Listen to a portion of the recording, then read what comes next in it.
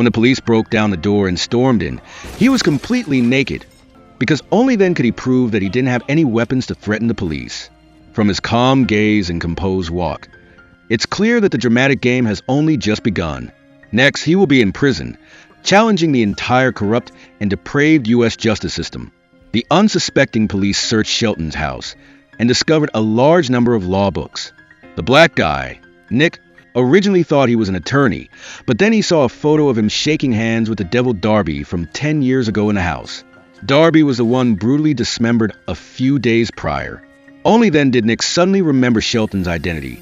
He was originally a law-abiding citizen, with not only a beautiful wife, but also a well-behaved daughter. However, on that fateful night, his house was unexpectedly broken into by two robbers led by Darby. Darby's accomplice looted everything of value, while Darby carried out a crazed massacre. After stabbing Shelton, the guy ties his hands behind his back and declares that he can't fight fate. He even insults and murders Shelton's wife right in front of him. And even his 6-year-old daughter isn't spared from the devil's claws and is brutally murdered. The only fortunate thing was that Shelton miraculously survived. Afterward, the two criminals were quickly apprehended by the police. Shelton placed all his hope in the law but didn't realize that the real darkness was just beginning to fall. He went to Nick, hoping to get the death penalty for both criminals, but only received a cold reply due to insufficient evidence. The only current method was to make a deal with Darby so that he would testify against his accomplice. This way, at least one person could get the death penalty. But Shelton couldn't accept such an absurd outcome. Otherwise, he wouldn't be able to face his unjustly deceased wife and daughter. But Nick's response was like a direct blow to him. Because we don't want both criminals to escape justice, we made a deal with Darby, and this is how the justice system works. Shelton felt utterly helpless. It turned out that these law enforcement officials were only concerned with their KPIs, to maintain a high conviction rate and quickly close the case. They were not afraid to compromise with criminals. A few days later, the judge handed down the final verdict for this case. The accomplice became the scapegoat and received the death penalty, while Darby, with connections and power behind him, was only sentenced to 3 years in prison due to his cooperation in the investigation. When signing the agreement, he put on an arrogant face, even raising his eyebrows at Nick and saying, "You can't fight fate." Outside the courthouse, Darby sought out his savior, Nick. In front of many reporters, Darby happily shook hands with Nick, and Nick, cornered, could only reciprocate. But the whole scene was witnessed by Shelton from afar. At that moment, his eyes were filled with despair. 10 years have flown by. Nick is now a dad, and his family of 3 is living the dream, happy as can be. He doesn't have a single ounce of guilt about that old case. He's even climbed a ladder to a leadership position, partly thanks to some deals with criminals. The devil Darby was also released from prison long ago and spends his days hiding at home, enjoying himself immensely. The only information that gives Shelton some comfort is that the guy's accomplice from back then is about to be executed by lethal injection. Nick and his colleagues are all standing outside the window, observing. Initially, they thought this would be a smooth and gentle execution. However, as the 3 tubes of drugs are successfully injected into the death row inmate's body, he suddenly convulses violently, and his veins become visible. Finally, he departs in agony with blood-curdling screams. This unusual situation attracts the attention of law enforcement personnel. They discover that the injection drugs have been tampered with beforehand, and on the bottle, Darby's catchphrase is written, "You can't fight fate." Seeing that scene, Nick suddenly remembers a case from 10 years ago, and all suspicion falls on Darby. So, a large number of police officers take action to arrest him. At this moment, Darby is comfortably lying at home, watching the news about his accomplice's brutal execution. He even bursts out laughing in satisfaction. But right at this moment, he unexpectedly receives a mysterious phone call. The person on the other end reveals that the police are coming to arrest him. Initially, he thought it was a scam call, but when he saw a fleet of police cars with sirens blaring approaching his house, he panicked. After firing a few shots at the police cars, he hastily climbed onto the roof to escape. Then, following the instructions from the mysterious call, he ran through the streets. After successfully shaking off the police, he ran to an abandoned garden area where a police car was parked. Seeing a police officer unconscious in the driver's seat, he grabbed the officer's pistol, then punched him awake and ordered him to drive him away. Just like that, thanks to this police car, he escaped to a remote, desolate area. To avoid being found by the police, he intended to take out the officer who helped him drive. But right at this moment, the mysterious call comes in again. What he couldn't have imagined was that the mysterious caller was the police officer in front of him. While Darby was still bewildered, the officer removed his disguise. It turns out the officer was Shelton in disguise. After Darby realized something was wrong, he pulled the trigger of the gun in his hand. But unexpectedly, this gun had long been tampered with by Shelton. As soon as he pulled the trigger, the handle suddenly sprouted sharp spikes. In just an instant, a large amount of tetrodotoxin from a pufferfish entered Darby's body. This toxin won't kill him, but will cause his body to become paralyzed and uncontrollable. Not long after, Darby was taken to an abandoned factory like a lamb to the slaughter. He was strapped to an operating table. After getting everything set up, Shelton turned on the heart rate monitor and tightly fastened a tourniquet to ensure he remained highly conscious. Shelton injected him with large amounts of glucose and adrenaline. To increase his pain, Shelton also hung a mirror directly above him. After everything was prepared, Shelton turned on the camera, pulled out a chainsaw, and carried out his revenge plan. He had waited for this day for far too long. Not long after, Darby was tortured to death. But that couldn't erase Shelton's pain and hatred of nearly 10 years. Shelton calmly finished everything left and was ready for his next plan.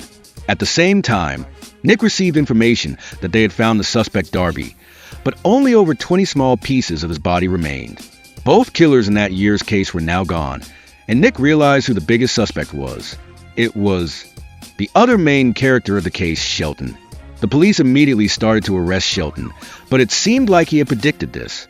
As soon as the police siren sounded, he calmly took off all his clothes, obediently surrendered his weapons, and gave himself up. Just like that, he was easily taken to jail by the police. Through investigation, Nick discovered that the factory where Darby was brutally murdered was property owned by Shelton. Over the past 10 years, Shelton has obtained many patents. He used the money he earned to buy up many abandoned factories and warehouses. Although his purpose in doing so is unclear, in Nick's eyes, this case is very simple. A man who lost his wife and child was dissatisfied with the verdict, so he took matters into his own hands and killed his enemies. Therefore, all they need to do is follow the procedure and convict Shelton. But things are not as simple as Nick thinks. When he confidently takes Shelton's statement, he suddenly emphasizes repeatedly that he always wished the two criminals would not get away, and he even planned many times to deal with them in various ways. Seeing that he confessed so quickly, Nick intended to finish up and leave, but right then, Shelton suddenly called him back. "I only said that I had thought about it and planned it, but I never actually did it. If you think carefully, you only mention a motive, but there's no evidence." This confused Nick because it was clear that Shelton was exploiting a loophole in the law. To understand Shelton's true intentions, he was forced to sit down and prepare for a serious conversation. Unexpectedly, Shelton mocked him. "Don't you love making deals with criminals? If you want me to plead guilty, then get me a Simmons bed." Such a ridiculous request stunned all the law enforcement personnel. Nick felt insulted. He angrily cursed and turned to leave. Go to hell. The chief prosecutor was furious with Nick's actions because just one bed could be exchanged for a criminal's confession.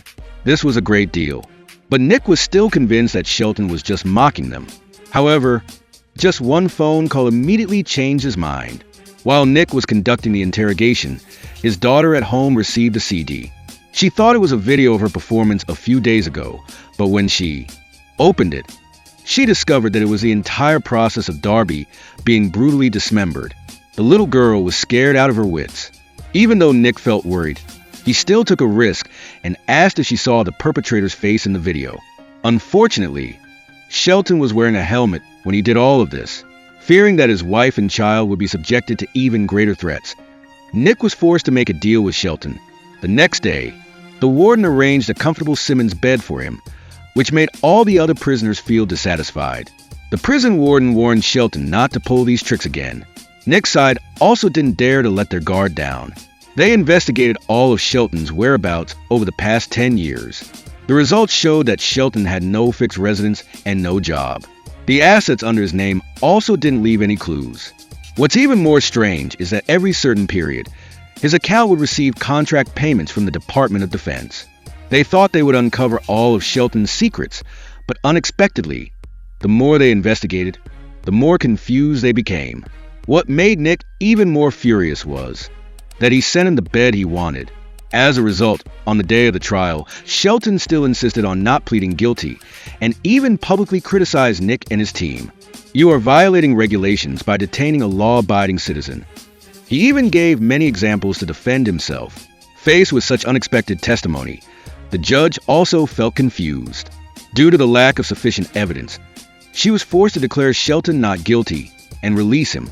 They thought this matter would end here, but unexpectedly, upon learning he would be released, Shelton suddenly clapped his hands in applause and then angrily questioned, "You're releasing me just like that? A murderer just walking free? It seems you people are truly stupid and have no morals, completely disregarding justice or right and wrong." It turns out that the case 10 years ago was presided over by this judge. Shelton knew this person had no morals, so he freely berated her. This incomprehensible act made the judge both angry and ashamed, so she withdrew her previous verdict, leaving Nick speechless as well. They thought Shelton wanted to pretend to be mentally ill to avoid punishment. Unexpectedly, Shelton was extremely calm. He not only admitted his guilt to Nick, but also confessed to many details about Darby's murder. After saying all this, he calmly suggested, "How about we make another deal?" At first, Nick paid no attention to this offer because Shelton had already clearly confessed to the details of the crime, so there was no need to continue negotiating with him. But just as Nick stood up to leave, Shelton suddenly mentioned someone's name. Nick confirmed that it was Darby's defense attorney from years ago. Shelton said, "This guy is in my hands. If you want to save him, bring me a fancy meal, and it must be delivered to me exactly at 1 p.m. Otherwise, prepare for his funeral." This request was just as absurd as the last one. Nick also thought Shelton was playing tricks like last time, but after investigating, he discovered that the lawyer had been missing for 3 days already. To avoid any mishaps, the police, in coordination with the prosecutor's office, conducted a thorough inspection and prepared to deliver the grand feast to Shelton on time. However, the uncooperative prison warden deliberately caused difficulties, resulting in the meal being delayed by a few minutes. Although Shelton honestly provided the lawyer's address, by the time the police arrived, the man was already dead. Moreover, the time of death was only a few minutes prior. So, it seems that everything was within Shelton's meticulous calculations. This action surprises everyone. A criminal locked up in jail has absolutely no way of carrying out such a plan. So how did Shelton do it? Meanwhile, Shelton is sharing the grand meal with his cellmate. While his cellmate is happily enjoying the food, he uses a steak bone to send a guy to meet his maker, then calmly lies on the bed to rest. He even makes an even more absurd request to the prison warden. "I want a shower." On the other side, when Nick learns of this news, he suddenly realizes that Shelton is no ordinary opponent. However, he doesn't know what the opponent's next move is. It seems that everyone is unknowingly being manipulated by Shelton. To prevent further surprises, the police locked Shelton up alone in a dark room. Nick came to question him, saying that he could understand attacking the lawyer, but why did he have to attack his cellmate as well? Shelton, with a cold expression, seriously replied that he would deal with criminals whom the law could not punish. Nick handed Shelton his daughter's bracelet and blurted out, "This kind of behavior won't bring your deceased wife and child any comfort." But those things were no longer important to Shelton because his wife and child would never feel anything again. A few days later, Nick's assistant also made some progress. If she were given a little more time, she could find out the issue with the real estate. The prison warden also used his connections to find some clues. It turns out that for the past 10 years, Shelton had been working for the government. By inquiring with his colleagues, Nick learns more about Shelton's identity. He was like a specially trained government agent. His abilities were exceptional, and his brain was particularly like a computer. What he was best at was planning remote assassinations. Finally, his colleague reminded Nick that the prison couldn't restrict his actions. To deal with him, they had to be fully prepared. Hearing this, Nick also realized the seriousness of the matter. to prevent further surprises, and also to protect himself and his family. At this moment, he no longer cared about law and justice. He only thought about quickly carrying out the death penalty for Shelton. Therefore, he and the prison warden went to the judge, asking her to find relevant legal regulations to deal with Shelton as soon as possible. Thinking about the previous humiliation, the judge agreed because arbitrarily dealing with people was her specialty. However, just as she picked up the phone, her head was blown off. Nick, witnessing the murder happen right before his eyes, also felt a chill down his spine. He then concluded that Shelton must have an accomplice on the outside helping him, so they had to quickly catch this person. At the same time, he went to Shelton and loudly questioned him. "Are you living just for revenge now?" Shelton also loudly retorted, "If I were simply seeking revenge, why would I have waited 10 years? I want to fight against this rotten justice system." This statement made Nick feel a sense of empathy because the system was indeed truly rotten. But if Shelton still insists on doing things his way, what awaits him will be a punishment from that very rotten system. Before leaving, Shelton said, "I'll give you one more chance. Tomorrow morning at 6 o'clock, let me out. Otherwise, I'll bury everyone." Naturally, Nick didn't agree, and he decided to confront Shelton to the end. For everyone's safety, that night he gathered everyone in the office. At the same time, he could also investigate the accomplice behind Shelton. He couldn't openly come here and act. Meanwhile, the female assistant asked Nick if he regretted the case 10 years ago, but Nick still firmly asserted that he did nothing wrong. According to him, it was just a choice that the job required because a high conviction rate was his life's goal. As the clock showed only the last 10 seconds remaining, everyone held their breath and stared intently at the clock. When the time reached 6 a.m., discovering that nothing unusual happened, everyone breathed a sigh of relief. Nick chuckled. It seemed Shelton wasn't so difficult to deal with after all. Everyone thought they had escaped danger and prepared to go home and rest. They happily said goodbye to Nick and got into their cars. But unexpectedly, the cars suddenly exploded. A series of explosions followed, including the female assistant and several other public officials, all losing their lives in this calculated killing spree. On the other side, Shelton was in his cell, clutching his daughter's bracelet. This explosion was Shelton's masterpiece. After investigation, it was found that except for Nick's car, all the other cars were rigged with bombs. Just starting the engine would trigger an explosion. Looking at the blazing fire before his eyes, Nick understood that this was Shelton's challenge to him. The situation was so serious that even the mayor couldn't believe it. A prisoner could still cause such chaos.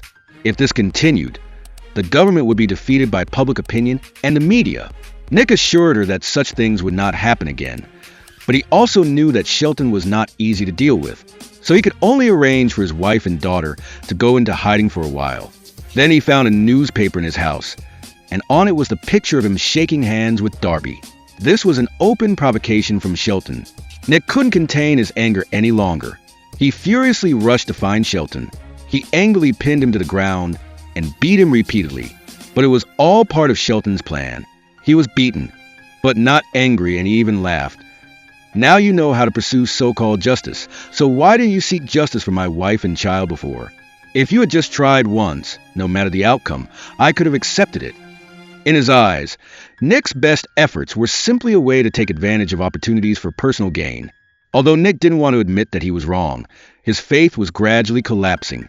At the funeral of the female assistant, he poured out his heart to the chief prosecutor. When he was young, he was also a passionate youth, but later he realized how helpless it was to work within the system. When filth becomes the standard, purity becomes a sin, and wanting to be near the mud without getting stained by its stench is impossible. Nick once wanted to change the system, but ended up being changed by the system himself.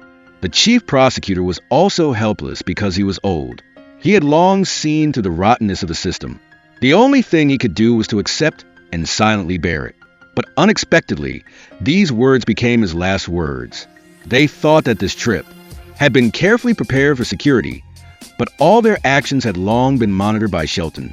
After the funeral, everyone got into their cars and left. Just then, a machine gun suddenly appeared in the cemetery, aimed directly at the chief prosecutor's car, and fired wildly. The car was riddled with bullets, turning it into a honeycomb. Then, A cannon blew the car into pieces. Nick again witnessed the tragedy happen before his eyes, still unable to prevent the tragedy from occurring. Seeing the mayor's reproach, he proactively submitted his resignation, but the mayor didn't accept it and even appointed him as a new district attorney. If, because of criminals, we lose the boundary between right and wrong, wouldn't we have fallen into Shelton's trap? To find Shelton's weakness, Nick again reviewed the case that happened 10 years ago. Seeing the scene of Shelton's wife and daughter being brutally murdered, he suddenly understood why the opponent did this. When Nick was at a loss, he suddenly received a mysterious email. It was the result that the female assistant had investigated earlier. The content displayed on it was a list of Shelton's real estate purchase expenses over the past 10 years. Nick compared it with the list of real estate properties over the 10 years and successfully identified the target. He led people there. It was an abandoned factory. Apart from old, dilapidated household items, there seemed to be nothing unusual. However, upon further investigation, Nick discovered a brand new car. When the car was slowly raised, an entrance suddenly appeared. After turning on the power, he discovered that this was an underground tunnel. Nick continued to move forward, exploring, and discovered a room at the end of the tunnel. This place was like a miniature armory. Not only were there many surveillance cameras monitoring every desired situation, but it was also filled with various types of bombs and weapons. In addition, this place also concealed the whole truth. It turned out that this was a place that was directly connected to the prison. Shelton intentionally caused trouble by being locked up in solitary confinement to find a suitable location to carry out his plan. He never had accomplices, nor could he kill remotely with his thoughts. Everything that had happened before was done by him alone. At the same time, Shelton had escaped from his cell. He disguises himself as a cleaner, gets through security, and enters City Hall, where a conference is about to take place. He goes into a room located directly below the meeting room. He successfully placed a bomb he brought into the appropriate position, preparing to eliminate all the high-ranking leaders, including the mayor. On the other side, Nick had discovered this plan at the base, so he rushed to the City Hall. Since Shelton had many surveillance devices in his possession, Nick didn't inform the mayor of this matter to avoid exposing a loophole that could cause Shelton to detonate the bomb prematurely. At this time, there was still time before the meeting started. Nick rushed to the City Hall. Unfortunately, Shelton had already escaped, and only the box containing the bomb remained in the room. These bombs were enough to destroy the entire City Hall. Just calling the phone inside would detonate the bomb after 30 seconds. Moreover, disarming the bomb was also extremely difficult. Seeing the situation, Nick came up with a bold idea. Soon, important national officials arrived at the meeting room one by one. Shelton had also successfully returned to the base. He observed the surveillance screen in the meeting room and didn't rush to detonate the bomb, but returned to his cell. But what he never expected was that Nick had been waiting there for a long time. He hoped Shelton wouldn't continue to make mistakes, as doing so would not only increase the pain in his heart, but also cost him his life. And what he could do now was to give him a way out. But Shelton believed he had no way out anymore. He just wanted to make one last deal with Nick, but this time Nick was direct. "I will never negotiate with a murderer." Hearing this, Shelton felt extremely satisfied. It turned out that this was his ultimate goal. The things he did before were not simply for revenge, but to awaken justice in the system and the law. Nick again warned him not to detonate the bomb because if he did, he would pay with his life. But at this point, Shelton had no other choice. He sat on the bed and resolutely dialed the number to detonate the bomb. Seeing this, Nick got up and left the cell. He locked and reinforced the main door. Even the passage through the tunnel was sealed. Shelton suddenly realized something was wrong. After searching for a while, he discovered that the box containing the bomb, previously placed in the City Hall, was now under his bed. Shelton wanted to open the box, but found it was locked with handcuffs. Then his expression changed from panic to calm. Finally, he held his daughter's bracelet. In the raging flames, he calmly accepted the approaching death. At this moment, he was about to be reunited with his family, and he had also protected the dignity of a law-abiding citizen. Law-Abiding Citizen is a 2009 American crime thriller film directed by F. Gary Gray and starring Jamie Foxx and Gerard Butler. Many people think the ending of the film is too forced because they don't understand why Shelton had to die in the explosion. But this ending is both realistic and perfect. The ultimate goal of revenge is to change the dark justice system, but on this path, Shelton gradually loses his way. Perhaps it was because he was blinded by anger from losing his wife and child, or maybe he intentionally transformed himself into a demon. Only in this way could he make the people in the system pay attention. Although his initial intentions were good, in reality, his vengeful justice is not what the society needs. When Shelton transformed into a demon, did he ever wish for someone to stop him? The moments before he ruthlessly harmed people and the hesitation before pressing the button to make the final call were all struggles between ideals and reality. In truth, he wasn't a villain. Everything he did was only to change the conservative justice system. In the end, he was willing to sacrifice himself in exchange for a bit of justice. Such a villainous image is both absurd and yet evokes a certain partiality. The essence of justice should be the same as the male lead's initial intention: to protect the legitimate rights and interests of every citizen and to prevent all crimes. Although not perfect, it's indispensable in society. There was a time when justice was not about ensuring fairness, but about increasing the winning rate. When fairness and social balance go against each other, the law will not hesitate to abandon fairness. As a result, many criminals have taken advantage of loopholes to escape punishment. But tolerating these people is like encouraging criminal behavior. We cannot avoid entering the dark areas of the law in our long lives. However, we cannot use our intellect to punish the wicked like Shelton, and even more so, we cannot challenge the legal system. What we can do is become law-abiding citizens. Believe in the justice of the law. Even though the justice system may not always be fair, at least we must realize that fairness is very important. When encountering unfair behavior, bravely raise the flag of justice. As long as we persistently uphold the law, justice, though it may be delayed, will eventually arrive. Alright, that's all for today's movie sharing. You're welcome to like, comment, and share. See you next time.